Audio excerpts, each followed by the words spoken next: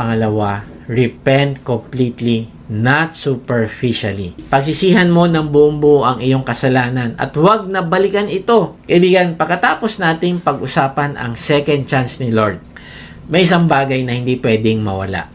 Kasi kahit bigyan ka pa ni Lord ng 10 second chances, kung hindi ka magre-repent ng buong puso, ay babalik at babalik ka sa dating cycle. Kapag sinabi nating repent completely, hindi to tungkol sa pagiging dramatic. Hindi to tungkol sa pagiging emotional. Hindi to tungkol sa pagsisisi na puro luha pero walang pagbabago. Ang ibig sabihin nito ay ang pagsisisi na may direksyon. Hindi lang umiiyak, kundi tumatalikod na sa kasalanan. Hindi lang humihingi ng tawad, kundi naglalakad sa bagong landas. Ganito ang ginawa ng mga mamamayan ng Ninive matapos mag-preach si Jonah sa kanila. Jonah 3:5-10, basahin natin. At ang mga mamamayan ng Ninive ay sumampalataya sa Diyos. Sila'y nagpahayag ng ayuno at nagsuot ng damit sako. Mula sa pinakadakila sa kanila hanggang sa pinakahamak sa kanila. Nang ang balita ay dumating sa hari ng Ninive, siya'y tumindig sa kanyang trono. Hinubad niya ang kanyang balabal. Nagbalot siya ng damit sako at naupo sa mga abo. Gumawa siya ng pahayag at ipinalathala sa buong Ninive sa utos ng hari at ng kanyang mga maharlikang tao. Huwag tumikim ng anuman ang tao, ni hayop man, ang bakahan, ni kawan man. Huwag silang kakain ni iinom man ng tubig, kundi magbalot ng damit sako ang tao at hayop at dumaing ng taimtim sa Diyos upang talikuran ng bawat isa ang kanyang masamang lakad at ang karahasan na nasa kanilang mga kamay. Sino ang nakakaalam? Maaring umatras at magbago ng isip ang Diyos at tumalikod sa kanyang nagniningas na galit upang tayo'y huwag mamatay. Nang makita ng Diyos ang kanilang ginawa, na sila'y humiwalay sa kanilang masamang lakad, nagbago ng isip ang Diyos tungkol sa kasamaan na kanyang sinabing gagawin niya sa kanila. At hindi niya yon ginawa. Grabe, no? Hindi sinabi ng verse nang makita ng Diyos ang kanilang sinabi. Yun ba yung sinabi? Hindi. Hindi rin sinabi nang makita ng Diyos na sila ay umiyak. Lord, sorry na. Hindi rin yun ang sinabi. Nang makita sila na nagdamit ng sako. Hindi rin yun ang sinabi. Ano sinabi? Nang makita ng Diyos ang kanilang ginawa. Kaibigan, pinapakita dito na tumutugon ang Diyos kung ano ang ginawa mo at hindi sa iyong pag-iyak o kalungkutan. Minsan kasi inisip natin, nalulungkot ako, nagsisisi ako kasi nagkasala ako. Okay yan, maganda yan. Pero hindi yan natatapos dyan. Ang tunay na pagsisisi ay hindi yung nalungkot ka lang kasi nahuli ka. Ang tunay na pagsisisi ay nalulungkot ka, nagdadalamhati ka dahil alam mo na nalulungkot din ng Diyos dahil sa ginagawa mo at alam niya na mapapahama ka at dahil doon, nagbabago ka. Ang Diyos, nagre-respond siya sa transformation at hindi sa pakitang tao. Kaibigan, noong ikaw ay pinatawad ng Diyos at binigyan ng bagong buhay, ano ang ebidensya ngayon sa buhay mo na ikaw ay totoong nagsisi? O makikita lang ang paulit-ulit na Lord, sorry, pero walang nangyayaring turn around. Kasi ang superficial repentance ay parang pagpunta sa gym na nag-selfie ka lang pero hindi ka nag-workout. Nagpa-picture ka sa treadmill pero hindi ka tumakbo dun sa treadmill. Mukha kang committed pero walang pagbabago sa katawan. Ganon din sa spiritual life. Kaya kaibigan, kahit alam natin ito, minsan ang dali nating makontento sa superficial repentance. Yung alam mo may pagkakasalang ginagawa pero hindi mo tinatalikuran. Yung alam mo sobra na ang pride mo na di baling masira ang relationship mo basta maingatan mo lang ang image na pinoproject mo. Yung may habitual lying ka para lang makalusot sa kahihiyan. Yung may secret addiction ka, pwedeng pornography, online gambling o kahit social media addiction. Sinasabi mo struggle pero sa totoo lang hindi ka talaga intentional na tumatalikod dito. Yung alam mo may jealousy ka na unti-unting kumakain sa puso mo pero ayaw mo itong ihinto.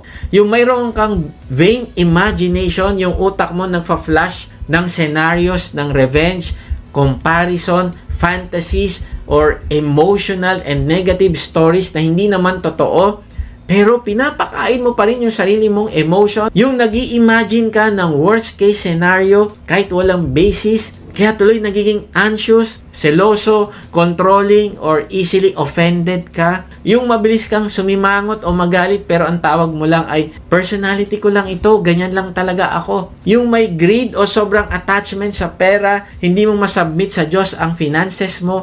Yung may gossip na hindi mo napapansin, lahat ng latest chika, alam mo, lahat ng issue may comment ka. Yung may self-pity ka pero hindi mo tinatalikuran, parang yung drama na lagi mong iniikot-ikutan sa isip mo. At minsan ina-assume natin na dahil nag-worship naman tayo, nag-amen naman tayo, nag-conversation time naman tayo kay Lord, ayos na. Na-checkan ko na yon this week. Pero ang tanong ni Lord, nagbabago ka ba? Meron ba nagbago?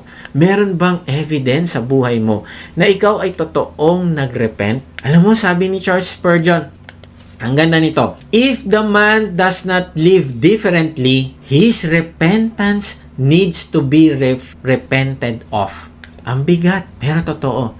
Hindi repentance kung walang turn around. Kaya kailangan mag-repent tayo kung gano'n yung pagtingin natin sa repentance. Hindi repentance kung paulit-ulit kang bumabalik sa parehong pattern na ayaw mo namang bitawan. Hindi ibig sabihin to na magiging perfect ka. Dahil ako, hindi rin naman ako perfect. Nagkakamali rin ako. Pero ang point, nandun ka sa tamang direksyon. Nagpapakumbaba ka pag nagkamali ka, Lord. Eto na naman po ako, naulit na naman. At inaamin mo ito sa taong na-offend mo, inaamin mo ito sa taong na-apektuhan dahil sa maling karakter na ito, at inaamin mo to hindi dahil sa gusto mo lang magmukhang okay o magkaroon lang ng kapanatagan ng loob. Kung hindi, inaamin mo to dahil gusto mo magkaroon ng healing, gusto mo na masunod mo si Lord sa buhay mo. Hindi repentance kung sorry lang pero walang surrender. Hindi repentance kung every Sunday umiiyak ka pero every Monday ginagawa mo pa rin. At alam mo, minsan ang pinakamasakit na truth ay yung sinabi ni A.W. Tozer. Tingnan mo, sabi niya, do a thorough job of repenting.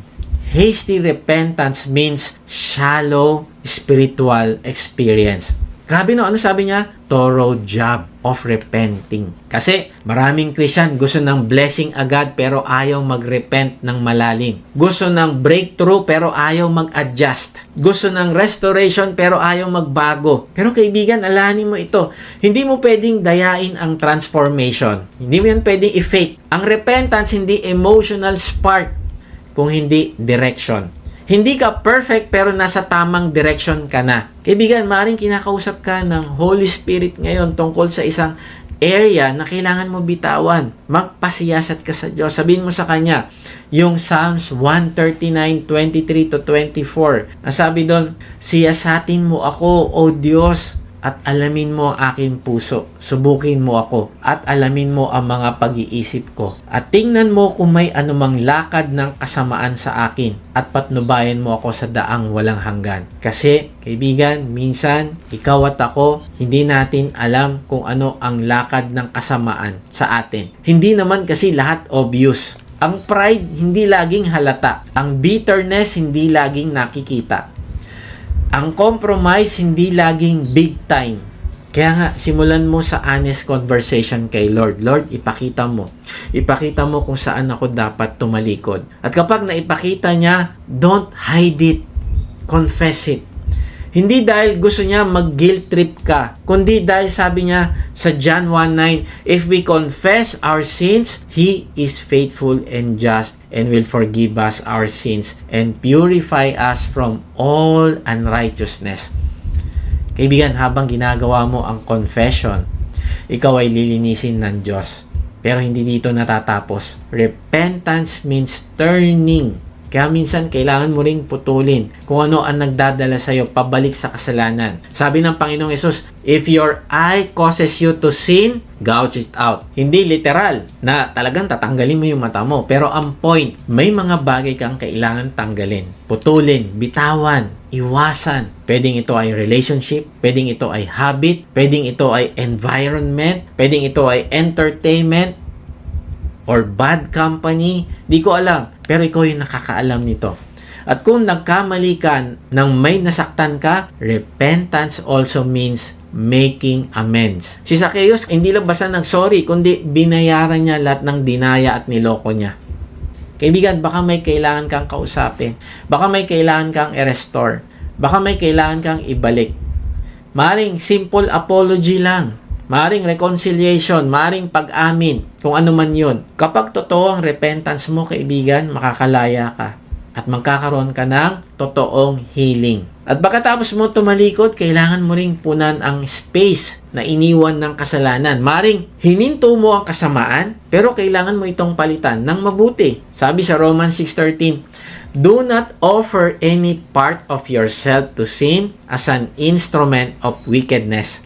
Now, hindi huminto yung verse dyan. Tingnan mo, basahin natin. Tuloy natin. But rather offer yourselves to God as those who have been brought from death to life, and offer every part of yourself to Him as an instrument of righteousness. Ang ibig sabihin, hindi ka lang hihinto mag-offer ng katawan mo sa kasalanan, kundi i-offer mo na ang sarili mo sa kabutihan. Kung dati lying, ngayon minomodel mo ang honesty at integrity. Kung dati, immorality, hininto mo, hindi yan natatapos yan. Kundi ngayon, purity na. Kung dati, bitterness, ngayon, forgiveness. Kung dati, tamad, ngayon, diligence, hard work. Kung dati, selfish, ngayon, nagsiserve ka na. Kapatid, repentance is not punishment, it's freedom. And when God sees your direction changing, mararanasan mo ang mercy niya in a way na hindi mo pa nararanasan noon. Kaya gusto ko itanong ngayon sa iyo, kaibigan, may kasalanan ka bang pinagsisisihan pero hindi mo pa tinatalikuran at hindi mo pa pinapalitan? May habit ka bang sinasabing struggle pero sa totoo lang, hindi mo pa nire-repent? May resentment ka bang tinatawag mong hurt pero hindi mo pa nilalapit kay Lord? May disobedience ka ba na tinatakpan mo ng busy ako?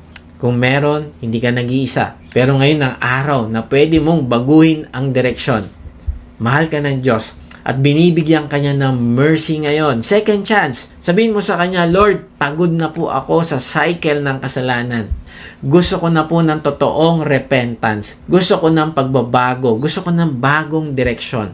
Sumusuko na po ako sa iyo ngayon.